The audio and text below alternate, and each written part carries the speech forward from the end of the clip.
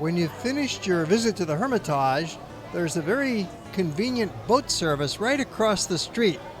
This is a hydrofoil jet boat that will bring you right across the Gulf to the beautiful palace of Peter the Great. Peterhof is one of the most interesting sights to see when you're in St. Petersburg, and yet it can be pretty difficult to get there, but not by this boat. It makes it so easy. Pulling away from the Hermitage, passing the Fortress of Peter and Paul. You see a few other boats out here on the river. We're riding along on the Neva River, and then it opens up into the Gulf of Finland. Very comfortable ship. Oh, it's like a first-class airplane, and then some. You can walk around, bring your snacks on board, and enjoy the scenery gliding by. There's a boatyard showing some of the other hydrofoil boats in various states of repair and dockage, and passing some other nautical sites. There's a little observation deck on the hydrofoil boat, as well as beautiful seats with great big picture windows to enjoy the view going by. This really beats going by bus because the traffic in St. Petersburg has approached the state of gridlock. It could take you well over an hour, hour and a half to get there by bus, but by hydrofoil, it's only about half an hour, and we have arrived at the beautiful palace of Peterhof. Our group from Hawaii making our way into the palace grounds, and here we're going to tour a splendid array of fountains, probably the most spectacular fountains in the world. This is the town of Petersburg or Peterhof. It was built as the summer residence of Peter the First.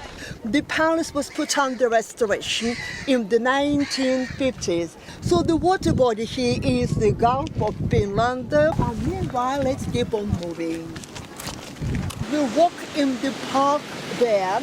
We'll see more fountains. Then we'll come up closer to the Grand Cascade, which is really very spectacular because there are statues made of gilded bronze. And then we walk upstairs and to the palace. Considered to be the most beautiful park in Russia, Peterhof was the main home of Peter the Great, the founding Tsar of St. Petersburg. The most spectacular feature of the palace is the Golden Cascade, which just might be the world's most wonderful fountain. It has dozens of golden statues drenched in a huge water display that celebrates one of the most important events in Russian history, the defeat of Sweden in the early 18th century.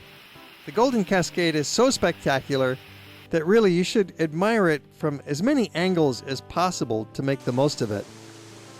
The terrace above offers a lovely overview, and then halfway down the steps, pause and look back, and then look again from several locations at the bottom. And then walk along the canal in front to the first bridge, which gives you another choice picture looking back at the cascade and palace. This canal was dug by 4,000 laborers earlier in the 18th century as a way of bringing the building materials to the palace construction site, and it's provided a beautiful water feature ever since. The fountains were originally cast in lead and covered in gold, but that didn't hold up too well, so they were recast in bronze and covered once again in gold.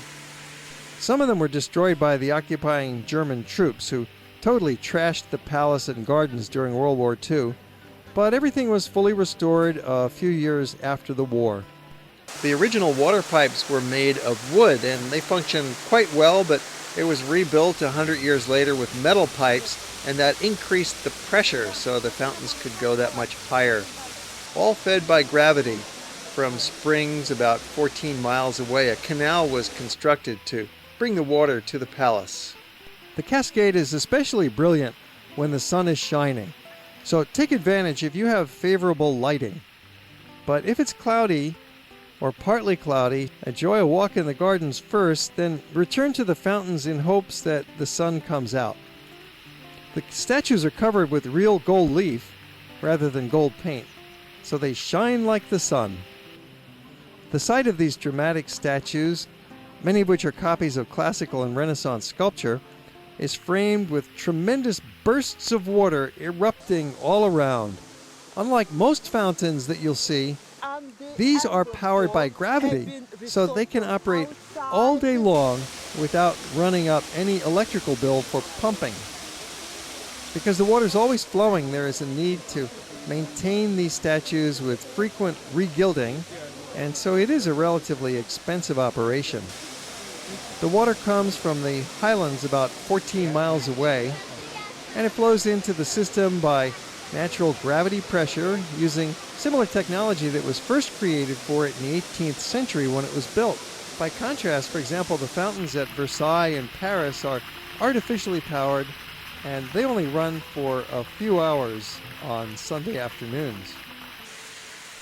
At the dramatic center of the fountain cascade is a golden statue of Samson fighting with a lion, brutally ripping his jaw open while surrounded by streams of gushing water. The main water jets shoot 60 feet high from the lion's mouth, and there are 142 other jets spraying in this one fountain complex, symbolizing Russia's 18th century naval strength. Samson represents Russia's heroic victory over the Swedes in the Northern War, which dragged on for 2 decades and resulted in Russia emerging suddenly from the isolation of the Middle Ages and joining the Western world as a major power. It was a great triumph for Russia because it put to an end centuries of attack by outside forces. Russia had always been plagued by the Poles, by the Germans, by the Swedes, and on their southeastern flank by the Cossacks and the Tartars. But with this great victory of Peter, it put an end to the external attacks on Russia, celebrating with the construction of the gardens and the palace and a grand lifestyle that went with it. Until this victory, Russia had been pushed around for centuries by the Germans, Poles, Swedes, and Cossacks in the south, but Peter's triumphs put an end to these external attacks. With the newfound peace, Peter was determined to bring Russia into the modern world, so he traveled extensively in Europe to learn how to bring his country up to speed. Holland was his favorite inspiration, but Peter had also visited Versailles, and he was determined to build a similar grand palace on this muddy site along the shores of the Gulf of Finland. You'll find that there are many beautiful sections of this park to admire, with these formal gardens stretching hundreds of yards towards the Gulf of Finland, sprinkled with statues and smaller fountains on both sides of the palace. The gardens are laid out in a formal French style with neatly trimmed bushes arranged with regular symmetry along straight paths. Most spectacular of the many other fountains is the chessboard cascade, with water rumbling down a hillside chute of black and white blocks. There is a checkerboard which is made of wood. It's not marble, it's painted wood. And on top of it there are 3 dragons. The water is coming out from their mouth and flows down. At the bottom there is a cave which decorates that fountain, are made of marble. They represent Roman and Greek gods and goddesses. Well, there is a fountain in front of us known as the Triton Fountain. Triton is tearing off the mouth of the sea dragon, and it was an allegorical representation of victories of Russia over the Swedes. Practically all the sculptures here are made of gilded bronze. Some of them date back to the 18th and 19th centuries. Many of them are copies. Now, when the war broke out, the statues were buried underground. So if they were not found by the Germans, they survived. If they were, then they were melted. That's why here we have both originals and copies. Also look for the Adam Fountain, the Roman fountains, modeled after those in the St. Peter's Piazza in Rome. The overall styles of these fountains is eclectic European, created by artists from Italy and France. And then there's the Eve Fountain to match the Adam Fountain on the other side. And it's wonderful how the park authorities don't mind if people just jump right in the fountains and cool off. It was pretty warm today, so that's a nice chill. A couple of trick fountains where you get wet if you step too close, secretly controlled by a foot pedal of a mischievous attendant. Well, you probably don't want to jump into these fountains and get wet, but the kids sure like it.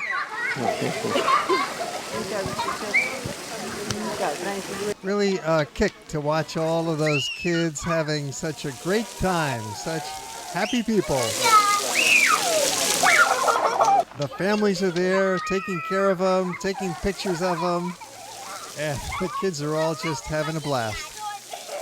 It's called the Umbrella Fountain, and it's considered to be one of the trick fountains of this place.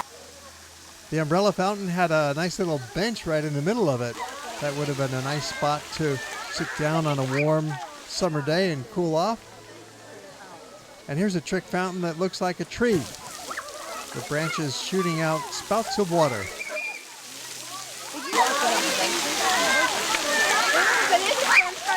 He was called Peter the Great. He made Russia a European country. He was the founder of Petersburg, the founder of the Russian Navy, the founder of the Russian Army. But on the other hand, he was the despot on the throne for whom human lives didn't matter at all. And that's why he was very much revered by Stalin, who wanted to show that if you want to achieve the goal, the means, that is the people, did not matter. You know, whenever they put the statue of Peter, he would be always facing the water body, the sea, the river, the lake, just whatever. So here he is facing the Gulf of Finland down there. The gardens are designed in a formal French style, but the overall pattern of the fountains is eclectic European. Italians were involved as well as French and Russians, creating this work of such great beauty. Just as in the past, today the palace grounds are a playground for adults as well as children. There's something for everybody to enjoy with this splendid vista. There's also a nice little cafe in the gardens. You can get a continental breakfast, you can have a lunch, light sandwiches, you can get soups. It's cafeteria style, so it's quite casual, and you can sit indoors or you can sit outdoors. Also known as Petrodvorets, this was the first major palace complex constructed in St. Petersburg. A massive construction project began that would finally finish 200 years later, but during Peter's lifetime, the early visions of the great palace and fountains were opened. His personal tastes were rather simple, so curiously, he designed and built a much smaller home for himself at the water's edge, Montplaisir Palace, which is only 67 yards long. And this cozy abode is open to the public for a separate admission charge and well worth a look. The main large palace was completed after Peter's death by favored court architect Rastrelli during the reign of Catherine the Great. It would be worthwhile to pay the separate admission and visit the palace, especially if you're not planning to go to any other palaces. The inside of the palace will bring you through a series of rooms, one after the next, with gilding and statues and Baroque putti. There are little embossed statues coming out of the walls in the upper corners. You've got stucco, you've got beautiful wooden floors and carpeting, period furnishings, decorative arts, sets of china. You can see they ate a lot of food here. There's many dining rooms in these palaces, studies, bedrooms, small rooms and big rooms. There's the Great Hall, which is quite spectacular, used for the balls, used for the formal gatherings, and all in all, the inside makes a very worthwhile experience. There's a long row of outdoor kiosks selling typical souvenirs just outside the gates with their attractive assortment of costume dolls, lacquer boxes, amber jewelry, woolen scarves, t-shirts, and the Matryoshka dolls, which nest one inside the other.